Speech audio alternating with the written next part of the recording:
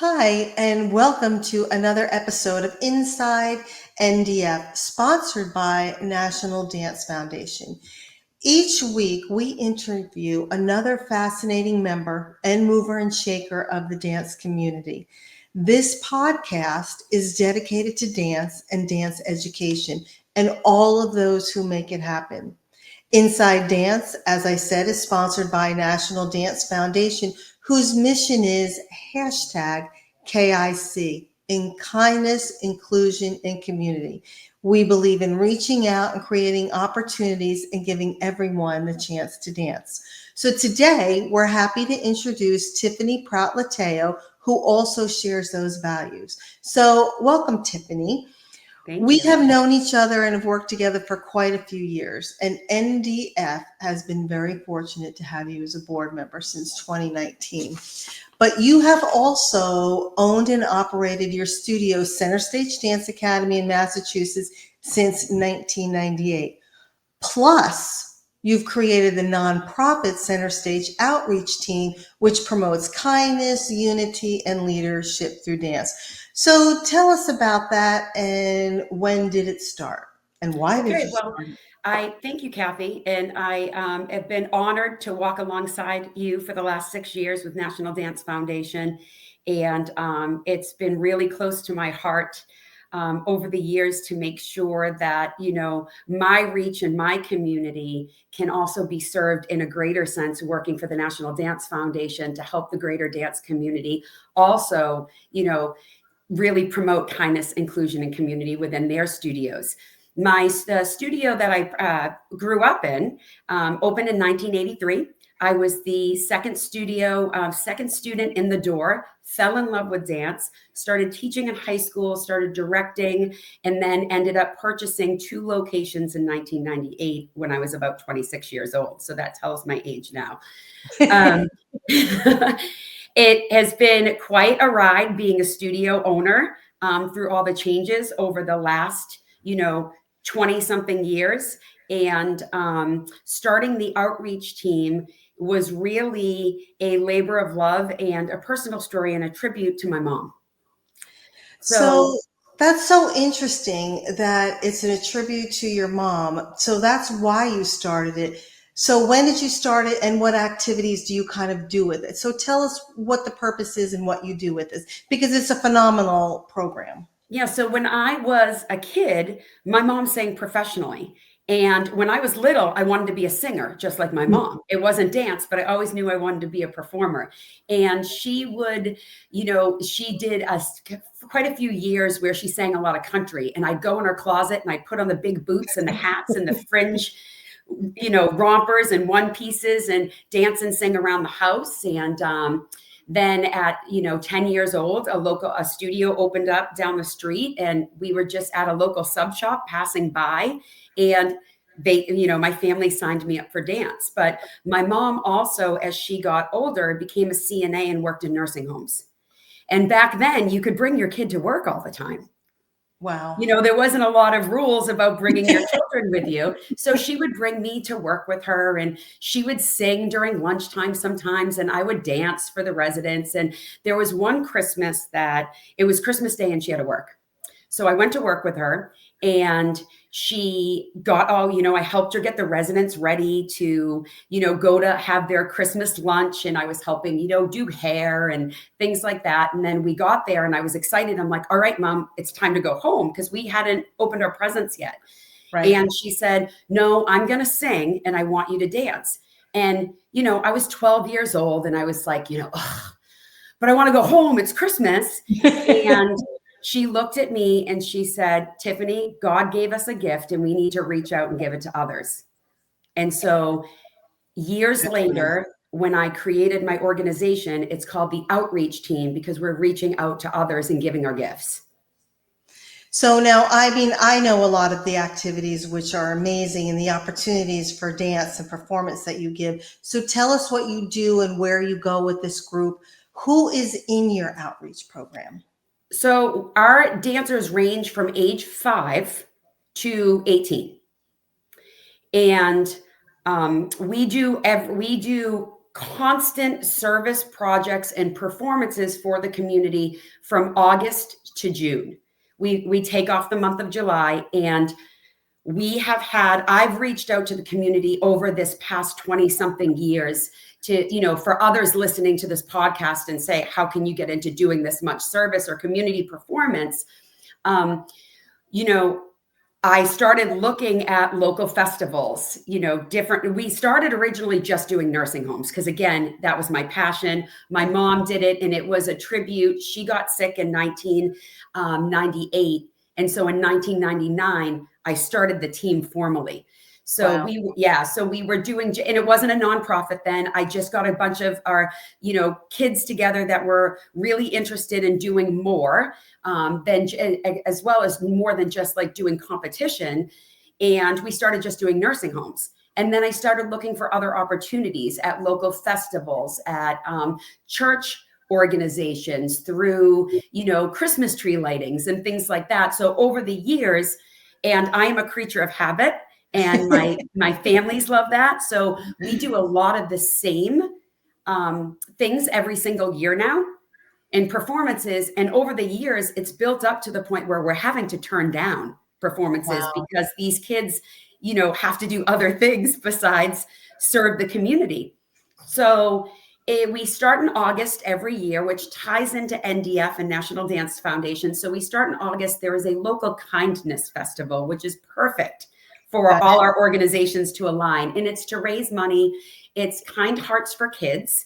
And it's to raise money for children that are being raised by grandparents or the foster system, and it's to benefit them. So we always do the NDF shout out, and we do the kindness dance at that event to kick off our season in August. That's Then wonderful. Is that a local organization, or is that it's a Cape national? Cod in Massachusetts. It's a Cape Cod organization. Very So nice. it's a wonderful We'll organization. put that link down here also about that organization in case anyone is in your area listening to the Yes, podcast. They it's can check Kind it out. Hearts for Kids, and they have the Kindness Festival, and it has grown over the last few years to be a fantastic thing for the community. And then we host our own Trunk or Treat, which is a fundraiser for our nonprofit in October. And then when we go to November, we're from Massachusetts, so Thanksgiving is very big around here. So we actually usher in Santa every year in the Thanksgiving parade. We feel kind of like the Rockettes, the mini Rockettes of Massachusetts. And then after the parade, we do lots of Christmas performances, whether it's Festival of Lights, Santa's arrivals, but our most precious and favorite thing of the year is our nursing home day. So we visit several nursing homes and in different living facilities, assisted living facilities, as well as a pediatric unit. Once a year, we go on a Saturday, and our parents are incredible. They drive from one to the other, and we just take our show on the road. So we don't do a normal, like in theater Christmas show. We do it for the community, and we take it around, and we do about 5-6 performances from the parade through the Christmas season. Amazing. And that is amazing because what it teaches young people, and even you see, as you said, your parents are even working along with it. Because along with that, which is so amazing for young people, you have a leadership and assistant program. So that's near and dear, of course, to National Dance Foundation, which believes in student ambassadors to really get out there and do more. So why is this important, and how has this made a difference to your students? So we birthed that out of the outreach team, because a lot of our outreach team members were assisting in classes, and we were giving them classroom training. But I was noticing the lack of connection and the social emotional health of the dancers, and that it was more important to get these leaders and these older students to be connected to these younger children as mentors and role models. So I had to give them the skills to do so. And so what we started doing is we created this leadership program and we also have now partnered it with the National Honor Society of Dance Arts, which has been a great partnership. And we partner it as well with the ambassador program with NDF for the students that want to appreciate that and work with that, because The one thing it does is dance teaches life skills. We all know that. They're learning way more than shuffle ball change. They're learning way more than how to stand in line, follow choreography. There's leadership, there's time management. There's different social skills. There's being able, with a program like this, where the kids are performing from going to, say, the Boston Celtics or an NDF sponsored basketball game, or they're doing a small, tiny nursing home where we have the opportunity to perform in Universal. These kids can pivot on a dime and take their routine from a small space to a big space. They speak in public. So we do monthly webinars for our leadership kids. They learn the skill of the month, and we not only have them do an assignment to help them, but we take it into our studio culture as well. So take December. December is, the month of giving, right? Sure. So, we hope it's the month of giving. Yes. Right. So it's the month where you give presents, people give back to the community more around Christmas time. There are things like Toys for Tots. So when we do our webinar in December for our students, it's not just about give. It's like, what does giving give you? What is giving back to the community do for you as the person giving? Because it really gives more to the person that's the giver than the receiver, and why it's important to give. And you know what? It really shows them there's so much more out there than what's in front of them. And let's face it, our kids only know what they know. So to expose them to what it feels like and to give in gratitude. So they'll have to donate something of their own in December. We're not even looking for something new. Go into your closets, take something that was endearing to you, donate it, and write me a note and tell me how it made you feel. And then we take that into the studio, and every month on our bulletin board, our leadership assignments are up there. And we say to the studio, our studio leaders are working on this. You too can give. They give an item to the studio. I put them in a raffle. Somebody wins a swag, and everybody in the studio as a community is contributing to something. So we do childhood cancer, diabetes, breast cancer. We do a homeless organization, the food pantry. We do Love Michael every year to give back to the special needs community. So it's all about life lessons. And we're not only getting just the leaders or ambassadors of our studio, but we're getting the greater studio, which gets the community involved. We go out and thank our first responders. So it gets the first responders to feel the gratitude and get involved. So I think it's some of the most important lessons, because not all of our dancers are going to go forward as dance professionals, but they go forward into the world as humans. And it's our job as leaders and role models to raise them up and help make them the best human that they can be, while doing something that fills their soul and their love and their passion. So to me, it's a recipe for like perfection. And this is very interesting, because this is such great ideas. So what has grown out of this, and somewhat new to your dance journey, is now you've become an educator and a speaker on the dance convention circuit, along with UDMA. You will be presenting a seminar at all the UDMA shows in 2025. So how are you enjoying this opportunity? As a dancer, who I will call myself seasoned and not old, because I had a fantastic professional career as a dancer. I've been an educator. I've been able to take what I've learned from other brilliant professionals and put it into practice in my studio, create the practices, the processes, the procedures, the leadership programs and the ambassador programs that we have. And it has really grown my business to, we say dance family, but really an opportunity for all. And I want others to be able to share in that, because it's really something that I find the most successful about my studio. We've been open since 1983. I have well over 30 alumni with second generation students, some families that have been in our studio for over 30 years. And to me, that's my legacy and our studio's legacy of we are so involved in our community and our people as humans that the relationship doesn't end. And I think that's what's lovely about the Proud Partner program that NDF has. Correct. Because I'm able to share those ideas on the NDF platform with the Proud Partners. And when I started this back in 2015, it was 2015 that I noticed kind of a shift in the industry, not being as, healthy and developmentally appropriate for our kids. And Sure. I looked up an organization called YPAD, and I became an ambassador.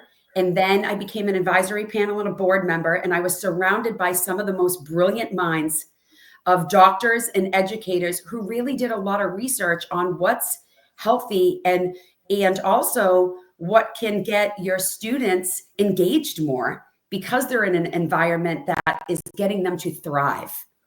So out Interesting. of that, I started speaking on the social emotional health of kids.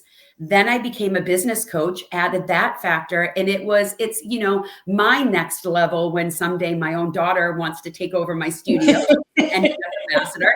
She's running behind me. And it's something that I know that I can take what I've learned, because it's been 34 years of trial and error and mistakes as well.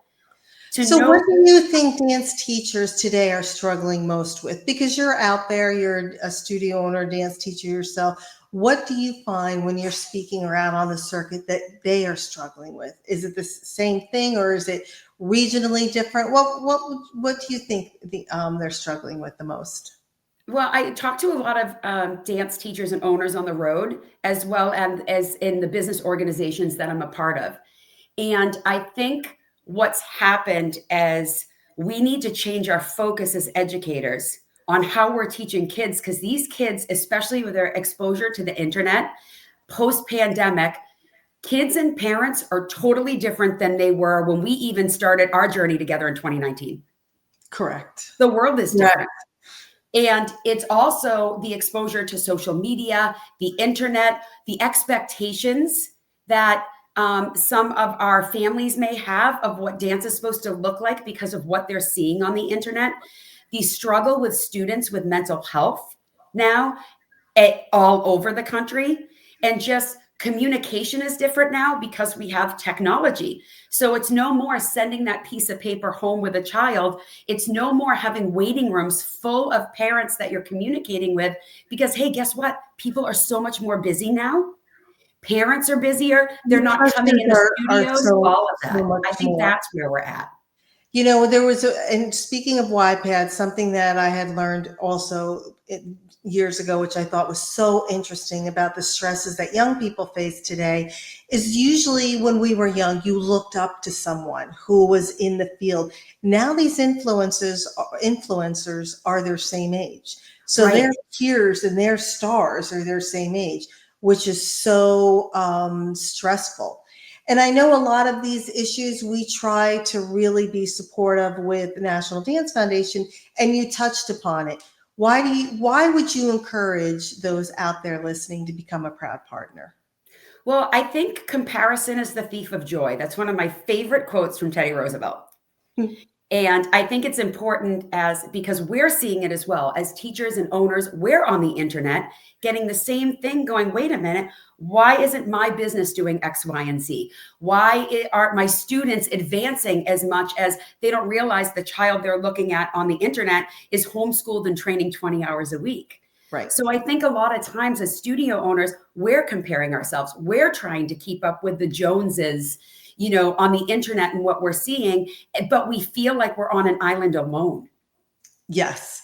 And so I think becoming a proud partner, you don't feel like you're on an island alone. You can get ideas from others. You're not comparing yourself. You're learning from each other. The one great thing about the National Dance Foundation is we have people that are still active in the industry and out there educating. I mean, we've got Julie K. Stelcup, who is an educator's educator as well. And she's in the Proud Partners giving information, so you have to find camaraderie with others to be able to feel a sense of belonging and community. And I think a lot of times, with that comparison is a thief of joy, or dance studios are afraid to reach out to other studios in their area because they're afraid to lose their population of students, because then they can't live. They can't pay their faculty. They can't pay their bills. So a lot of times there's a lot of, not necessarily gatekeeping, but people just living alone, not reaching out for help to find that camaraderie because they're afraid to lose their business to the business down the street. Correct. Which is a real thing. Absolutely. But organizations and studios like yourself are really a positive force out there. And that's what National Dance Foundation and the Proud Partners trying to bring everybody together to support. The other thing that was the main factor, the thing that started it all, because we all have so much, is National Dance Week. And we've moved it now to the beginning of October. It'll be October 3rd through 12th. For 2025, so everyone can start their year off with a celebration.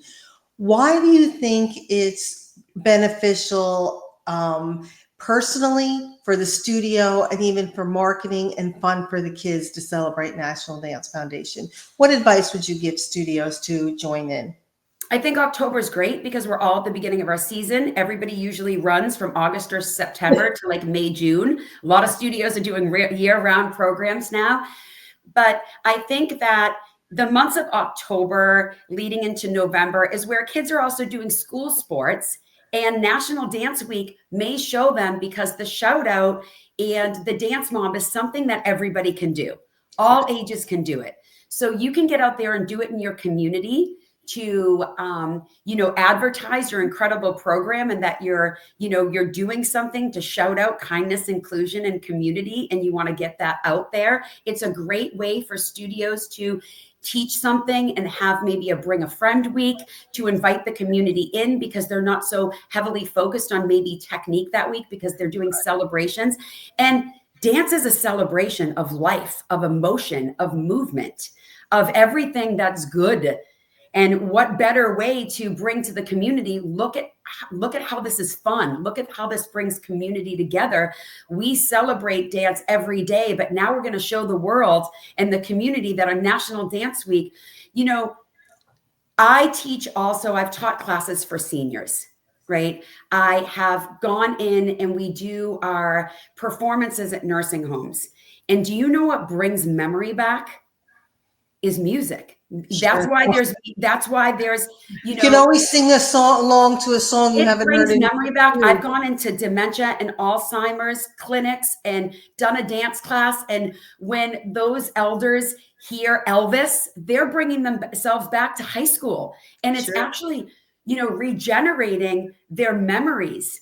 And so I always close with, and I've done it with National Dance Foundation, and I do it when I'm on the road.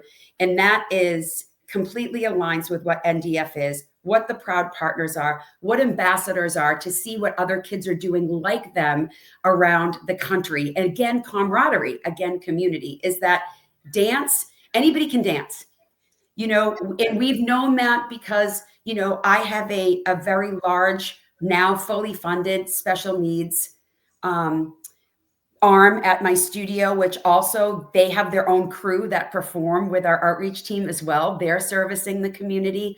We have dancers in wheelchairs. They dance with their arms. They dance with their heart.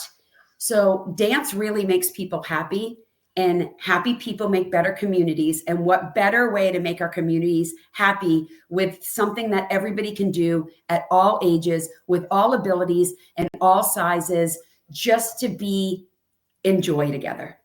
Well said. Well said. And that's what we'll try to get as many people involved. Again, National Dance Week is going to be October 3rd through 12th. So let's see how many positive videos and how viral we can go to show how wonderful dance is.